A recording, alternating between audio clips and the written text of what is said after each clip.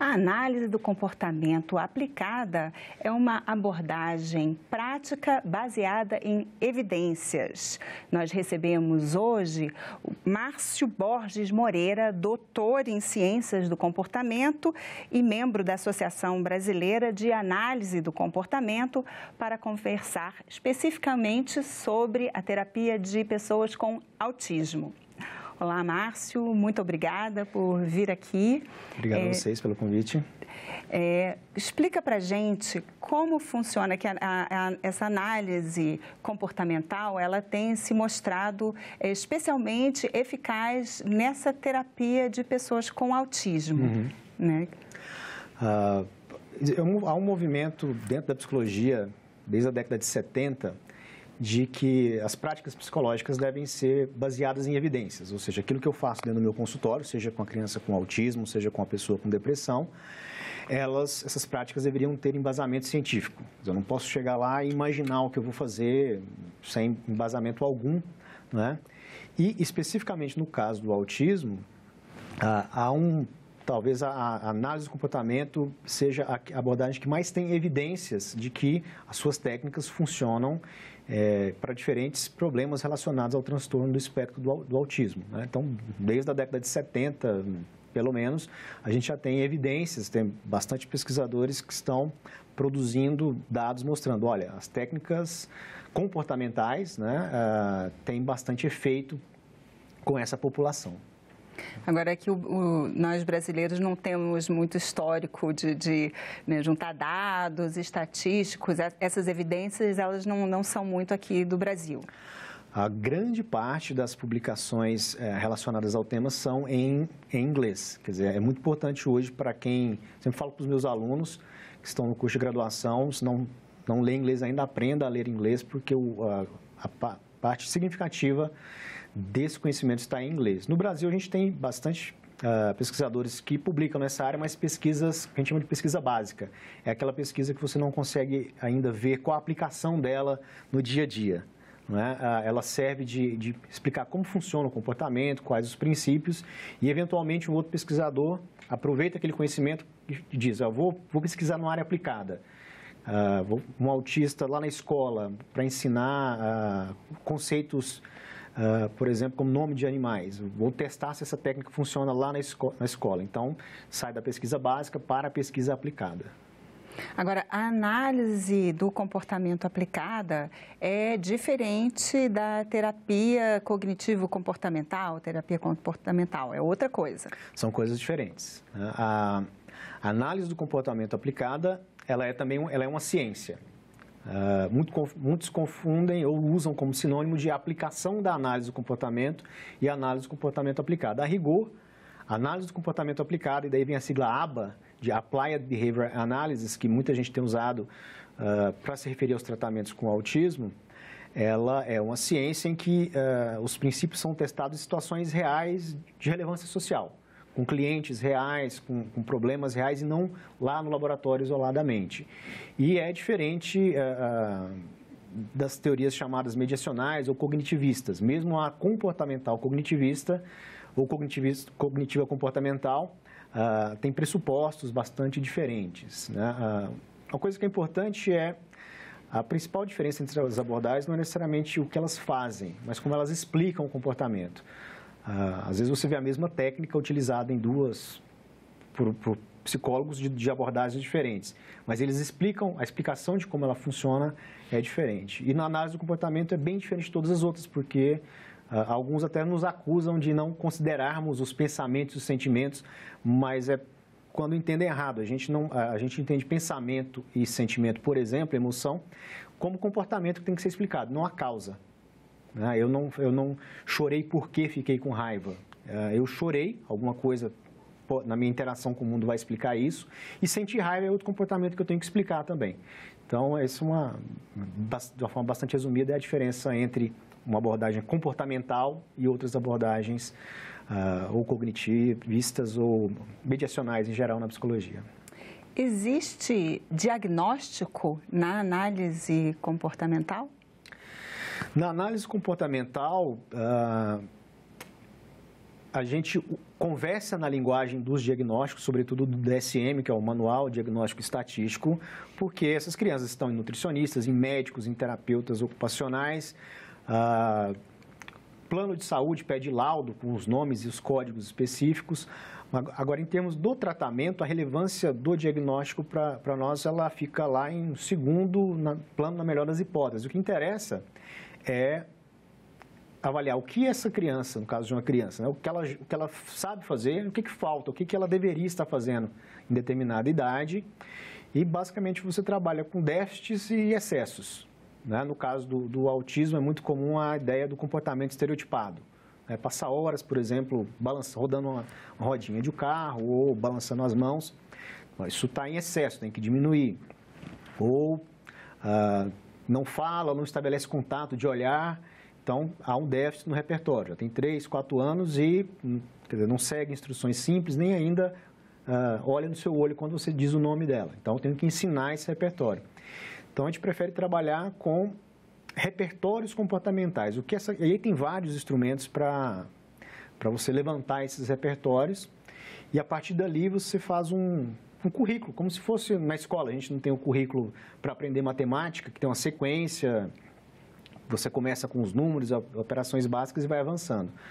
Com a criança diagnosticada com autismo, algo semelhante. Você levanta ali, faz uma avaliação do repertório que ela tem, do que seria necessário que ela aprendesse, das coisas que ela deveria fazer menos ou deixar de fazer, e constrói os chamados programas de ensino, que são as atividades que ela vai ter que passar para desenvolver esses comportamentos, essas habilidades, para aprender várias coisas ali, tanto no consultório, quanto em casa, quanto na própria escola.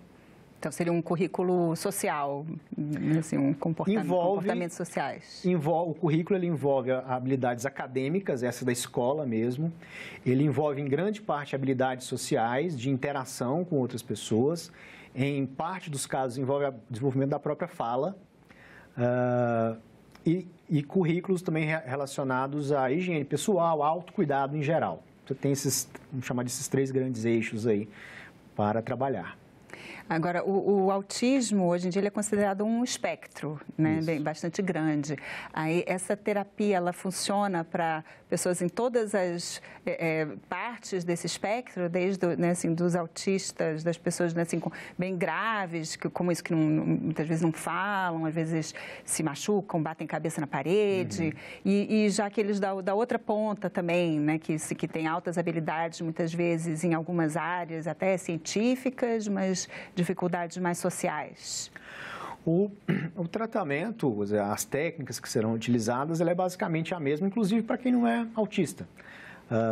Eu particularmente acho interessante essa característica da análise do comportamento, que a gente está lidando com seres humanos ali.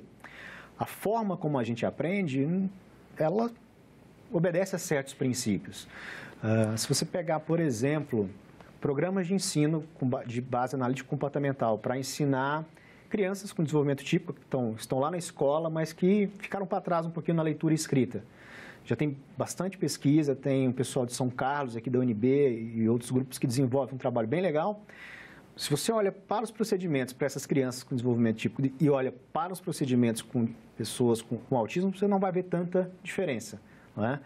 Então, nesse sentido, tanto um autismo clássico ou severo, como moderado ou mais leve, os passos vão ser o mesmo. Às vezes você pula uma etapa, às vezes você passa menos tempo ensinando um determinado repertório, mas a forma de olhar, de analisar é sempre a mesma e a gente tem pesquisas mostrando sucesso com diferentes graus de comprometimento em várias áreas. Geralmente as pesquisas elas fazem uma avaliação e te dizem, olha, eu trabalhei com uma criança dentro do espectro com um grau severo, um comprometimento severo em tais e tais habilidades. As pesquisas geralmente dão alguma informação do grau de comprometimento ou de algum diagnóstico específico daquela criança ali. E como funcionam essas técnicas, que são inclusive aplicadas no ensino regular também? Tem a ver assim, de não haver castigo e trabalhar sempre com reforço positivo? É mais ou menos, poderia se dizer uma coisa assim? Há uma discussão na área, e isso extrapola até a área do autismo, dentro da análise do comportamento, de que sempre que possível, a gente utilizaria aquilo que se chama de reforço positivo. E reforço positivo é um tipo de consequência para o comportamento, e eu digo que algo é reforço positivo se eu verifico que acrescentar aquilo no ambiente da pessoa se aumenta a frequência de um determinado comportamento. Isso é algo muito importante quando a gente fala do tratamento do autismo. Se a pessoa faz um curso puramente técnico, aprender uma técnica para aplicar e esquece que o que é reforçador para uma criança pode não ser para outra, pode falhar completamente o tratamento. Então, precisa também descobrir qual é o reforço. Qual é o reforço, né? E você vai preferir consequências, né? Quer dizer, coisas que sejam reforçadoras do que tirar coisas da criança ou deixá-la de castigo, por exemplo. Só para ter uma ideia, uma criança que era atendida lá no Instituto Ordem 4, uma clínica que é minha, do Gleidson, um sócio que trabalha há 20 anos aí com autismo, ele utilizava com essa criança como estímulo reforçador vinhetas de novela. Ela adorava vinhetas de novela, então ela trabalhava muito bem com vinhetas de novela. Assistia ali no iPad. Outras adoram carinho, outras adoram, funciona muito bem reforço carinho, outras adoram tempo livre. Você deixa ela brincar do que ela quiser por 30 segundos, por exemplo. Então, isso faz parte uma parte muito importante do trabalho é avaliar para aquele indivíduo quais são as coisas no mundo que funcionariam como reforçador para ele. É bem individualizado nesse sentido. Agora, por outro lado, existem críticas também dizendo que isso é um condicionamento, que não teria um valor real. Essa crítica ela é muito, muito antiga em relação à análise do comportamento. Dizer que é condicionamento está tecnicamente correto. O termo que foi cunhado, condicionamento, está relacionado à aprendizagem. Não é nada ruim, a princípio, mas é da análise do comportamento. O que às vezes as pessoas esquecem é que alguns desses reforçadores podem ser usados como transição para aqueles que a gente chama de naturais. E a gente faz isso na escola também, as pessoas esquecem que isso acontece no dia a dia. Você recebe aqui dinheiro para exercer o seu trabalho. Isso é um reforçador, digamos assim, arbitrário, né? A criança que recebe estrelinha ou uma nota 10 na escola, é a mesma coisa de ganhar um suco lá no consultório, a mesma coisa de assistir a vinheta da Globo ali depois da novela lá depois de alguma atividade. No geral, quando as pessoas estão dizendo que a gente tem que fazer porque é certo e correto, elas estão dizendo o seguinte: esse comportamento, em vez de ser uma estrelinha que está mantendo ele é mantido pela atenção dos outros, né? Se a gente parar para analisar comportamento humano, todas as instâncias, esse balançar de cabeça, esse olhar que você está fazendo agora, isso é reforçador, é um potencial reforçador para o meu comportamento, né? Eu faço as tarefinhas de matemática inicialmente, eu ganho estrela. Mas depois, nossa, que bacana, você está acertando, ou eu consigo resolver problemas que antes eu não conseguia. Então, essa transição tem que ser pensada também. E, às vezes, a única forma de começar a trabalhar com a criança de autismo é, olha, só funciona com suco de maracujá, não tem mais nada que você consiga trabalhar que não seja suco de maracujá. A gente quer que alguém faça uma tarefa acadêmica e ganhe suco de maracujá? Não. Mas sem aquele suco de maracujá, eu não consigo começar o trabalho. Claro, e aí eu tenho que ir introduzindo, vou tirando, se possível, vou tirando o suco de maracujá e vou falando para as pessoas, olha, presta atenção na criança, ela fez alguma coisa bacana, fez a tarefinha, elogia, né? E aí você começa a transferir o controle, quer dizer, esses comportamentos continuam ocorrendo, mas porque o meio social está dando atenção a ela. Então, de certa forma, todos os nossos comportamentos, eles derivam de alguma resposta do ambiente? Grande parte do nosso... Assim, para análise do comportamento, todos estão relacionados a algum aspecto do ambiente. E quando a gente fala de comportamento humano, um aspecto muito importante, eu acho que nós professores e autores na área falhamos um pouco ao ensinar aos nossos alunos. O principal aspecto do ambiente, as pesquisas têm mostrado isso, é a atenção do outro. Então, o ambiente, a gente tem a ideia de que o ambiente são as luzes que tem aqui, essas cadeiras, mas o principal ambiente, se for fazer uma análise do meu comportamento aqui agora, o principal ambiente é você, seu comportamento, e o contrário, né? Os seus comportamentos agora, eu sou um ambiente para eles. E Com relação às crianças autistas, muitas vezes elas não têm essa relação. Como é que funciona com elas? Aí que está o papel de você fazer o que a gente chama da análise funcional, né? Que eu vou olhar para essa criança, a despeito do diagnóstico. Isso é uma coisa também bastante interessante, que é, se você suspeita que seu filho está com atraso de desenvolvimento, eu acho que eu devia estar falando, não está, ou ele não olha no olho quando eu falo, acho que tem alguma coisa estranha. Quando eu vejo as outras crianças e olho para ele, quer dizer, para iniciar um tratamento comportamental, você não precisa se preocupar necessariamente em diagnóstico. Você levar a criança a um profissional competente, a gente costuma falar inclusive em acelerar a aprendizagem, não tratamento propriamente dito, né? E parte do trabalho que você vai fazer, no início pode ser começar a ensinar pequenas interações. É muito comum no início do tratamento fazer o que se chama como eu comentei, do contato de olhar. Então, enquanto a criança não conseguir olhar nos seus olhos por uns 5 segundos pelo menos, você não começa a trabalhar outras coisas, né? Ou atender pedidos simples ali do psicólogo, ou mesmo ficar sentada na mesa, se for uma atividade que envolve a mesa. Muitas atividades acadêmicas são feitas na mesa, né?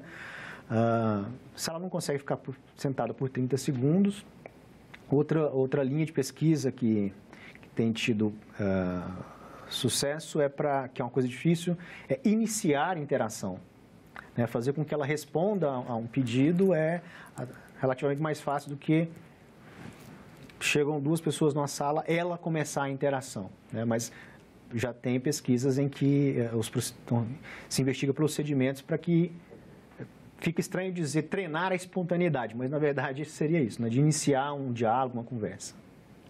Estimula-se que elas, né, iniciem, então. Sim, sim, né? Você começa a organizar o ambiente dela, sempre atento qual que é o mínimo que ela pode fazer agora, que eu chamaria de uma interação social.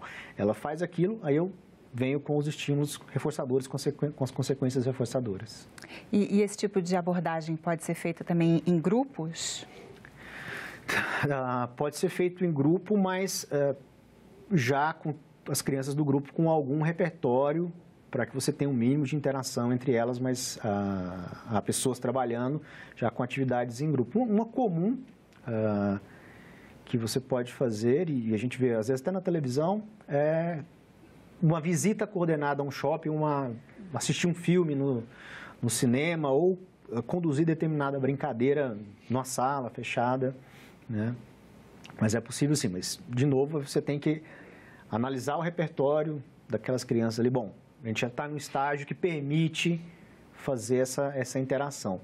Se eu não fizer essa avaliação de uma forma bem feita, não vai dar em nada. Quer dizer, é muito importante nesses tratamentos saber em que ponto essa criança está em termos de desenvolvimento do comportamento dela e o que ela já sabe fazer para eu partir dali. Senão ocorre algo muito parecido com o que a gente vê na faculdade, nas escolas com matemática, por exemplo. Tem pesquisas mostrando que a forma como se inicia a matemática na escola, tem crianças que não têm alguns pré-requisitos para começar a aprender, por exemplo, as operações básicas. E aí não funciona direito. Aí ficam traumatizadas para sempre. Tem até uma linha de estudos recente aí de ansiedade matemática. Uma ansiedade que é gerada por questões relacionadas à matemática. E como você não identificou o ponto de partida ideal para aquela criança, e aí parte para uma ideia de o ensino individualizado, esse ensino de massa, quer dizer, 60 pessoas numa sala, fica bem complicado, cada uma num ponto diferente da aprendizagem, a tendência é fracasso escolar. E então, se for uma criança, uma pessoa, então, que tem algum receio, algum medo social, você forçá-la a ir para um shopping, para um lugar cheio de gente, aí ela pode também criar um trauma ainda maior com relação àquilo. Você tem que, em algum ponto, quer dizer, levar o indivíduo a fazer um pouquinho mais do que ele já faz. Não é? Mas você tem que... Isso é diferente de expor de uma vez só. Por exemplo, isso é muito comum com fobias. Quem tem fobia de lugar aberto. Você começa com um treino de imaginação dentro do consultório e chega um determinado momento que você psicólogo vai com o seu cliente num lugar aberto, de uma forma mais tranquila. Você não chega, você tem medo de shopping? Vou te levar lá para você perder esse medo. Isso é o pior absurdo. Tem que ir trabalhando gradativamente. Tem que ir trabalhando, né? E a criança com autismo, às vezes você tem que ter muita paciência e muita técnica, porque você vai gastar sessões e sessões sentado com ela, esperando ela olhar no seu olho, ou ela vende uma história em que, quando é contrariada, ela se joga no chão. Você vai ficar num ambiente controlado ali, que ela não vai se machucar, mas ela vai se jogar no chão e você vai deixar aquilo passar. Vai deixar passar, passou um tempinho, passou algumas sessões, ela vê que aquilo não está funcionando mais. Aí, isso é um termo chamado extinção, aquele comportamento vai deixando de ocorrer. Mas é gradual, é planejado, né? Quer dizer, há uma série de técnicas que você pode fazer para suavizar esse processo, para que não tenha o mínimo possível de sofrimento ou de algum efeito colateral para a criança, né? Isso tem que ser bem planejado, essa transição, mas aprender sempre envolve empurrar um pouquinho, sair ali do estágio que eu estou, exige um pouquinho mais. Conseguiu? Aumenta um pouco o critério de exigência, até eu chegar naquele objetivo que eu planejei para o comportamento da criança. Agora, no caso assim, de uma pessoa com autismo de alto funcionamento, muitas vezes ela vai bem nas áreas acadêmicas, né?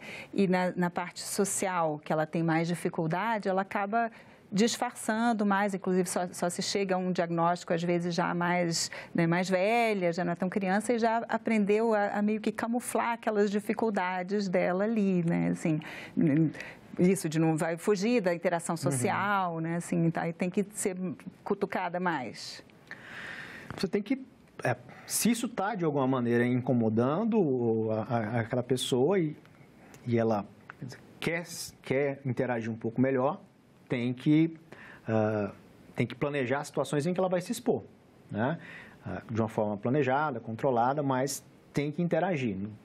Eu tenho que estar na situação social para que eu aprenda a lidar com aquela situação social, né? Geralmente, o que é feito é uma gradação de como eu vou fazendo essa exposição, né? A gente tem pessoas com diagnóstico de autismo na faculdade, fazendo curso, trabalhando. Às vezes a gente tem colegas que aquele colega ele é meio estranho, parece assim. Talvez ele tenha um certo grau, ou parece mais tímido, alguma coisa assim. Pode ser que tenha tido algum diagnóstico, mas se aquilo não incomoda, tá trabalhando bem, toca em frente. Não, por outro lado, preciso, de alguma maneira, quero melhorar minhas interações sociais, aí, de novo, vamos fazer uma avaliação do caso e programar para passo a passo ir melhorando essa interação. E a análise comportamental aplicada na educação, que ela também é aplicada assim, no ensino regular? Uhum. A lógica é a mesma? A lógica é a mesma, sempre pensando no indivíduo, que repertórios ele tem. Por exemplo, em matemática, tem pesquisas aí desde a década de 70, as pessoas estão investigando, cientistas investigando qual é o repertório mínimo, o que minimamente uma pessoa precisa saber para dali eu começar a ensinar as operações básicas, por exemplo, né? Tem pesquisas mostrando que, olha, antes da criança desenvolver o que se chama de conceito de número, não adianta você tentar mais nada. Se eu entrega um cartão com 2 bolinhas para ela, e o número 2 ou o numeral 2, ela consegue relacionar essas coisas, ela consegue contar de forma ordenada, né? Ela consegue nomear os números. Então, se não tiver esse repertório e já direto começar a tabuada, alguma coisa pode dar errado. E aí os princípios são os mesmos. Você vai pensar, quais são as situações problema, no caso aí que envolvem contas, estímulos matemáticos, quais são os comportamentos esperados e quais consequências eu programo para esses comportamentos. Na escola, geralmente, o ponto que o professor dá, quando a criança estrelinha ou coisinhas no caderno, né? O papel da consequência é fundamental na análise do comportamento, né? Eu tenho que me comportar, fazer algo e o ambiente tem que mudar de alguma maneira. É essa mudança no ambiente que faz com que eu aprenda. Márcio, muito obrigada pela sua participação aqui no Cidadania. Obrigado a vocês. Eu agradeço também a você que nos assiste. Se você quiser rever, baixar ou compartilhar o link desse programa, é só acessar nossa página na internet, senado.leg.br/TV, ou então o canal da TV Senado no YouTube. E se você quiser fazer algum comentário, crítica ou sugestão, você pode telefonar de graça para 0800 61 22 11. Muito obrigada pela atenção e até o próximo Cidadania.